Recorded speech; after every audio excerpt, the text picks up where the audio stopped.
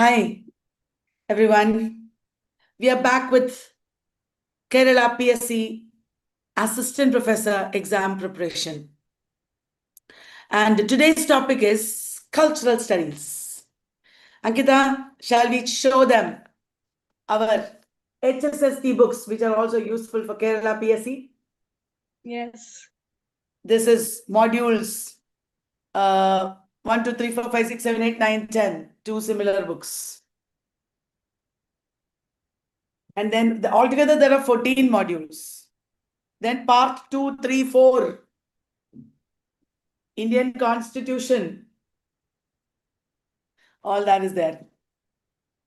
So many people who are preparing for assistant professor exam are also using these books now. They are buying these books and starting to prepare because well students will pass. Yes. Right. Before we go on to take the questions and do our presentation, Ankita, let us have a general discussion. Do you remember who are the authors that are prescribed in the syllabus? Yes. So we have Theodore Adorno, Stuart Hall, Laura Mulvey, Judith Butler, and Angela McRobbie. So Theodore Adorno, he is a Frankfurt School theorist. What are some of the major concepts of Frankfurt School? Critical theory, then negative dialectics, then culture industry. Theodore Adorno is a major Marxist theorist, and he worked with Max Horkheimer, isn't it? I'm just remembering. Stuart Hall, you said. Stuart Hall is important in media or reception aesthetics as well as cultural studies. I think what is prescribed is encoding, decoding, isn't it? Encoding, decoding. Yes. Do you know where Stuart Hall originally was from? He was from Jamaica. Jamaica. Jamaica. So in encoding, decoding, media producers are creating messages. We are producing advertisements or movies using specific codes and ideologies, isn't it? And Yes. they will guide our reading. Preferred reading we will do. That is when the ad will be effective. I think he talked about three decoding positions: dominant, negotiated, and oppositional. Dominant reading, negotiated reading, and oppositional reading. Fair and lovely makes you fair. Men will want to look at you. And seeing this, if women think, yeah, I want to be fair, I want to be attractive, then that is dominant reading.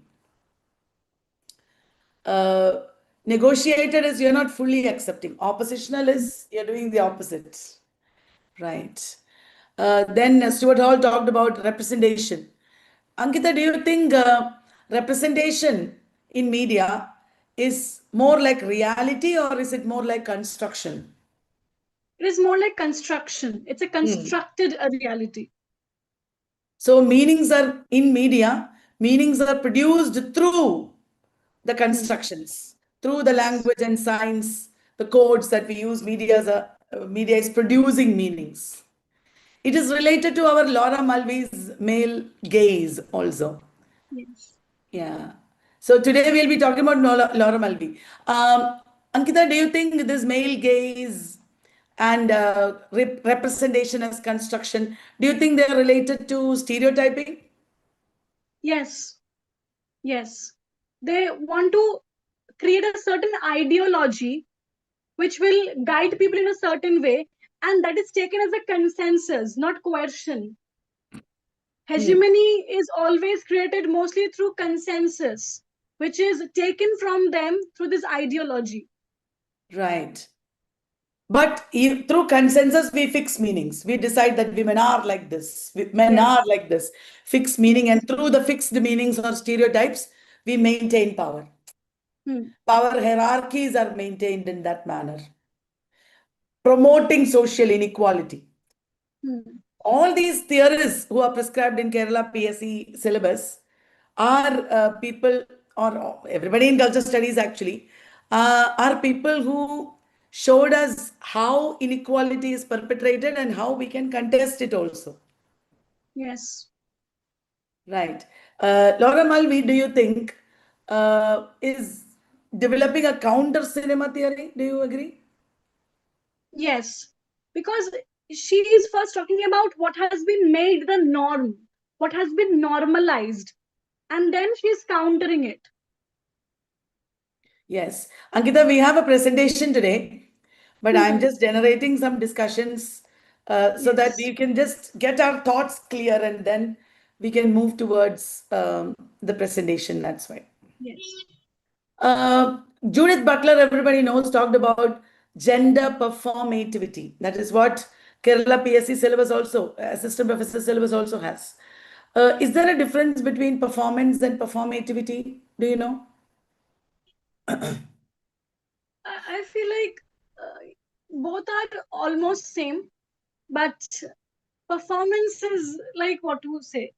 It's a noun, first of all, and Uh, uh, performativity, yeah, no. is Can a I look at it? Can I suggest something? Performance is a fixed role that has been assigned to you. hmm, But performativity is more about repetition of, certain aspects like dress or yes, hairstyle, hmm, or it is not fixed, it is more fluid, and yes, you are constructing your identity through performativity, but hmm, performance is prefixed, maybe. yes, Do you agree?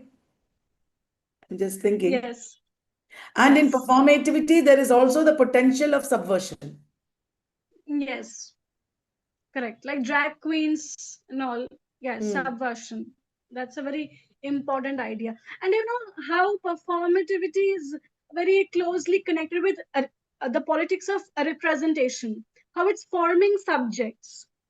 The subjects are formed through performativity, and how it is very closely connected with the politics of representation, especially Absolutely. when we talk about, yeah, politics within feminism, that how women became the subjects of feminism. That's very interesting. And performativity also suggests the idea that this identity or subjectivity that you're creating is an illusion. Hmm. There is no true gender inside. What you see as gender is a creation produced Yes, by the repeated acts. as Butler says, it is discursively constituted. The Yes. idea of women, it is discursively constituted by various structures like law, judiciary, Mm, they politics, they construct these subjects, they first produce these subjects and then they represent them. right. Correct. And I was thinking that in performativity, there is the element of deconstruction. Hmm. Deconstruction is already there in performativity. Okay, with that, let us come to the presentation that we have here. Ankita, I have been having some trouble with my keynote and it was not performing well. Oh, I hope it will be. See, are you able to see the entire screen? No, you are not. we are seeing half. Ah, I think it's okay though. We are not defeated by the bad performance of my laptop. Yes, Okay, we'll look at it like this. and now it's perfect. Yeah, but it's not a slideshow. Huh. All right. So before we come to the questions, let us once again look at Judith Butler. We were talking about that right now. The main difference that she draws and all LGBTQ thinkers draw is between sex and gender. For example, someone is biologically male or female, but when we say they are feminine gender, it relates to culture and behavior and conditioning. uh, we don't take it for granted anymore that heterosexuality is the norm. We don't take it for granted that gender binary is there. Rather, gender binary and heterosexuality are not natural, according to Judith Butler. It is gender is created by social rules and cultural expectations. So she is going beyond the what is called the heterosexual matrix to look at how gender can be defined, how identity can be defined. She argues that it is society that creates what we call man, woman. These are not stable entities. Continuous performativity of these um, roles or genders, the political angle is there in it. You know, how political is your gender. So, when feminism defines a woman, Judith Butler might ask, who is a woman? Who Hmm. decides who is a woman? Ankita, do you agree that all women have same experiences? I believe no, because the experiences will always differ from person to person, country to country, race to race. It will always be different for every woman. The experiences will always vary. And this So, social construction of this category of women is a very major factor here. And that is why this work itself begins with the epigraph that from Simone de Beauvoir, that one is not born, but rather becomes a woman. This becoming, that how we become a woman, how we are produced as a subject, that's a very crucial factor here. yeah. Uh, if you think of all women as having one experience or women as a homogeneous entity or universal entity, then we are actually excluding a lot of people. That Hmm, is why today we talk about intersectionality, where, as you said, exactly. race, region, culture, everything defines you, not just your sexuality. So, but at the same time, we do have a shared identity. A shared Hmm, identity is necessary for political movements, isn't it? Strategic yes. essentialism, as Gayatri Spivak would call it. Hmm, And also, society teaches us to possess our identity and desire. You are a woman. You have to think like hmm, this. You have to act like this. yes. Boys are told, don't cry. You know, if are you a boy? Are you a girl? Why are you crying? You are a girl. Be caring. Be gentle. So these norms of gender that we are taught are not always taught verbally, but through the institutions of family, school, media, religion, repeatedly reiterating the uh, ideas and continuously creating that Yes. illusion that gender is natural. But do you think, Ankita, that the notion of woman is continuously changing even within a culture? Yes, it is a very dynamic idea, not a static one. It is evolving with, with every passing moment. The idea of being a woman is evolving. That what it means to be a woman in this 21st century. It's very different from what the category of woman was in 18th century. So that's how it is evolving with Right. generations and technological advancements. This idea is evolving. Yes. It relates a lot to our appearance and dress and body, Yes. the shape of the body, the function of the body, the gestures, the speech, the behavior, isn't it? What was considered unfeminine in my own lifetime, and I can think of this. In my childhood, whatever people considered unfeminine later became very much accepted.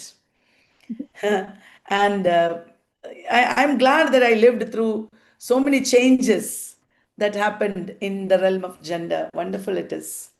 As So, Kamala Das said in her mm, poem and introduction, that she was told, don't sit on the walls, don't wear your brother's clothes. Even Kamala Das has talked about it so beautifully. And I love how Butler incorporated the ideas of Foucault. Foucault, in his essay, The Subject and the Power, he made this intervention that how subjects are produced.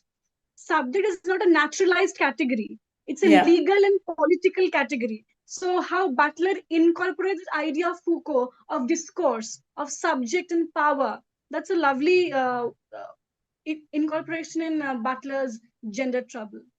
wow, yes. And how our performances, our institutions, to take that context of Pierre Bourdieu, how it leads to social reproduction, the social reproduction theory, how we continuously produce these institutions through our actions. So we have been blubbering a lot. Can we go into the first question? This is a simple question, easy, because it is YouTube. Everybody might not want all difficult, complicated questions. Ankita, can you read? Yes. So, in subjects of sex, gender, desire, from gender trouble, what does Butler argue about the category of woman? Is that is it a natural and stable biological category? Option B, feminism must always keep a fixed identity called woman. Option C, the idea of woman is created by social and cultural power structures, or that gender is completely determined by biological sex. Yeah. Ankita, for Kerala PSC Assistant Professor exam, there are no MCQs, but MCQs give us a great deal of clarity about thinking Yes. about a topic. And also, guys, when you write an MCQ exam, beware of the extreme options. You should understand that when you see an extreme option, it could be wrong. Here, the answer is obviously C. The idea of woman is created by social and cultural power structures. Can we explain this a little bit more? How a woman should be beautiful, she should have long hair, she should be thin and powerless and weak. If a woman is muscular and masculine, I believe, I remember in my school days they did not let me do sports very much because people generally thought that girls who go into sports will become rather unfeminine. How different the view is today. So, what are the various ways in which social and cultural power structures create our gender, create our identities, create our culture, even the idea of India, not only gender, how it is created by social and cultural power structures? Do you have any interesting thoughts on that? So, when this work first opens, for the first 5 to 10 pages, Butler elaborates on this very category of woman, that how through decades this idea was constructed, how it was produced. And on the other hand, there's various structures of judiciary law, everything. On the other hand, it produces the subject, it represents them, and on the other hand, it suppresses them. So this paradox of how it is produced and at the same time suppressed by these social structures, that's a very important point that should be added in the answer. That's very good. So remember, they have descriptive answers to write, and it is very important to deliberate like this to discuss and identify, ways of illustrating your points.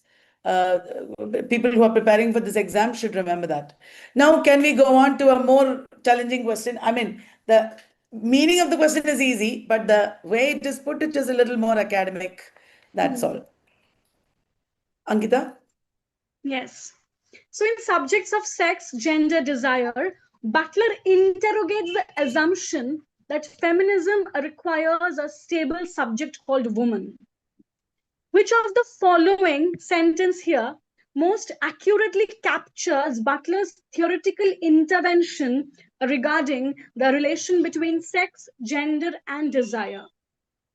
First, Butler maintains that biological sex precedes gender and that feminist politics should be grounded in the natural stability of sexual difference. That means Right. sex comes Hmm. before gender, and Hmm. the politics of feminism, feminist politics, should focus on sexual difference. So when you're reading in the exam, if the sentence is a little confusing, break it into small bits and explain to yourself and understand and read. Then it'll be easier.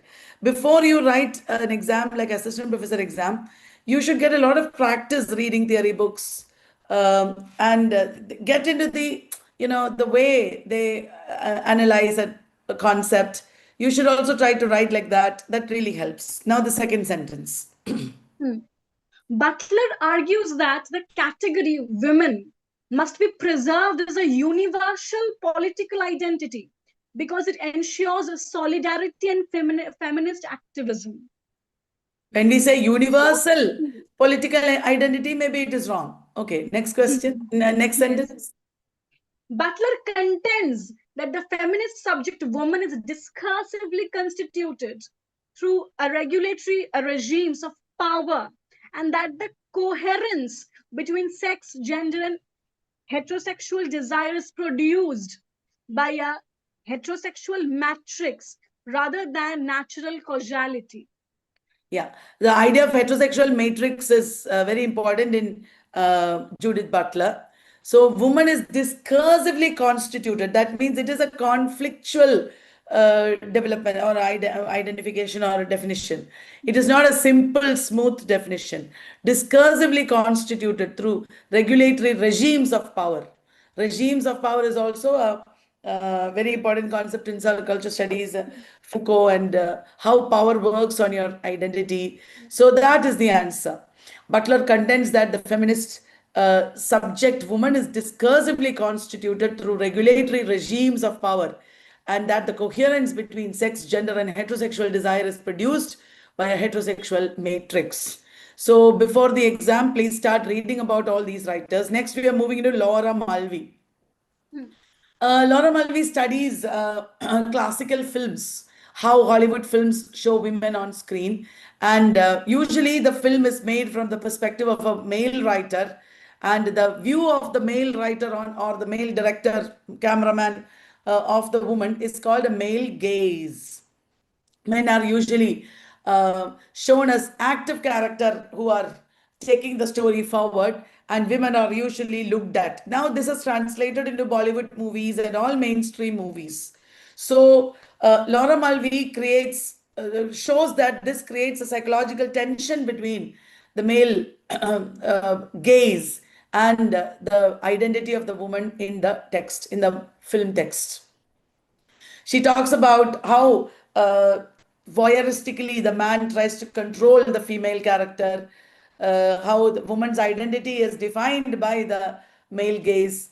She may be blamed for what is happening in the plot. She may be punished. Her sexuality may be controlled. So there is a continuous voyeuristic control on the woman, scopophilia, an objectification of the woman, or scopophilic, fetishistic objectification of the woman is there. A woman is considered a glamorous visual object. That is so much true in Bollywood cinema.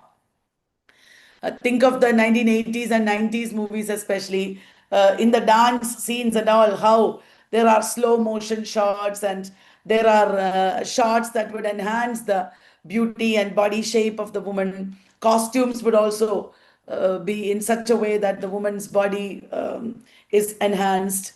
The music numbers will always highlight the sexual appeal of the woman. So aesthetics is not a neutral concept. It is a gendered concept. And this scopophilia is a very important issue that she has taken up and discussed. Ankita, do you think this has changed? Or do films today also objectify women and depict them as objects of visual pleasure? What do you think? So I think film industry has developed a balance, because we still continue to see item numbers like Sheila Ki Jawani and all, right? Where people groove to the music, where people love the very luscious, female figure dancing to the tune. But on the other hand, we have also seen very many movies which are, starring very powerful, Yes. superhuman female figures. So I think the industry has finally learned to strike a balance between the both. Yeah, I totally agree. I totally agree. But then there is also post-feminism. It is in early feminism that women lashed out against the objectification, but sexualization of the female is done as a positive thing now in Hmm. post-feminism. Post-feminists are not scared of the sexualized Yes. depiction of the female body, because there is a counter-feminist gaze now, female gaze also. We don't even Yes. believe in this male female binary anymore. And we find that women, in many ways, today control the narrative, and female characters are depicted as more complex than decorative in movies and all that. I think we are living in a world where women have gained so much power. They are empowered, if not every woman in from every sector, but in general, in the middle class society and in the urban metropolitan societies, women are very greatly empowered. I think we need men's studies a lot more. There are people who are talking about men's studies, and there are serious problems faced by the male community that have not been discussed for years. It is not only one way. It is not that women are oppressed and men had every all fun, but it was, uh, there was a lot of suppression when it came to men also. Now, When we talk about this binary, when there was a scene in Savaria where there was a the towel drop scene of Ranbir Kapoor, and women gushed over it. So our professor Brinda Bose, she wrote an article that how this works in both the ways. It works for both man and a woman. When the towel of Ranbir Kapoor dropped, women got crazy over it. But it was a man there at the back of the screen who was sexualized, his yes. chiseled figure and all. So this is how it works, and it's a very famous trope in Bollywood. It is called towel drop trope. Yeah, yeah, So it's yeah. a very interesting, yeah. There are such tropes. Like I remember, it all began with Shah Rukh Khan in the Lux ad. Uh, and also camera techniques like close-ups and slow motion, lighting and costume. You know, men dressing up in women's costume for fun at least. There are so many such, metaphoric or tropes that are used to manipulate gaze and to bring out the meaning of the gaze. So we never look at movies neutrally since Laura Mulvey. We look at the camera and the movies as guiding our desire and attention. So, with that, I'll go into the first question, which is also simple. In visual pleasure and narrative cinema, what does Laura Mulvey say about how classical Hollywood films portray women? Women are shown as active characters who control the story. Films often treat women as objects to be looked at and controlled by the male gaze. Men and women are shown in completely equal ways in cinema. Women are rarely shown on screen. Obviously, this is a very simple question, easy answer. Ankita?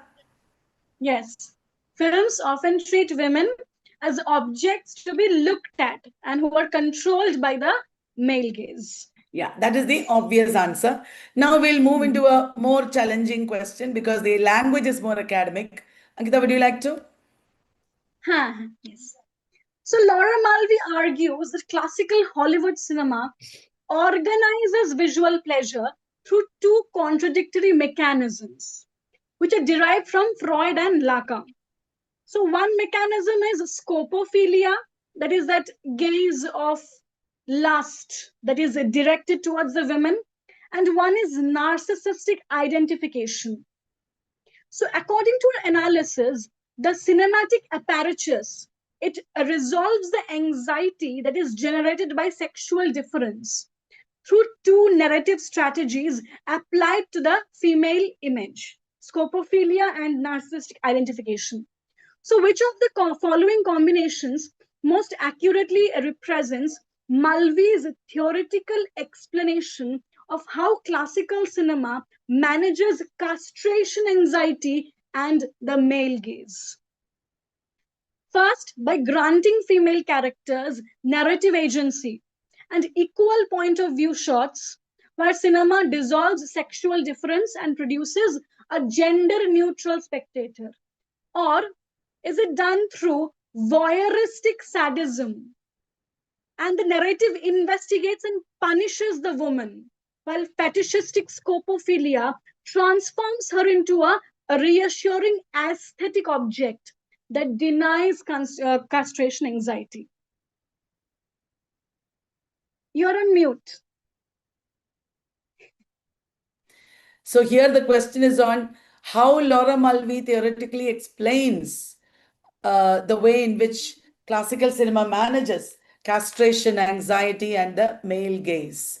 The answer is obviously B. Through voyeuristic sadism, the narrative investigates and punishes the woman, while fetishistic scopophilia transforms her into a reassuring aesthetic object. The second one is where she is presented as an object of beauty and attraction. And this scopophilia turns her into a glamorous aesthetic object or visual object. So that is the answer. It is very important, Ankita, and everybody Hmm. who is preparing for this exam, to read these essays. Right now, Yes. there is lots of time. All the people who are preparing for the assistant professor exams should read the original text. Every single point in the original text may not become very clear at the beginning, but one thing that Ankita and me can attest to is the more you read, the easier it becomes, the clearer it becomes. It is like driving or swimming.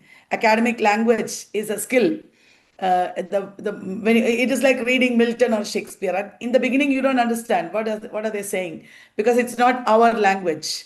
But if you go on reading, tuck, it clicks. You understand. Okay, this is how what it means, and it becomes such a pleasurable, pastime also. Like that, please start reading original textbooks, original essays, and then you will be able to write really well also.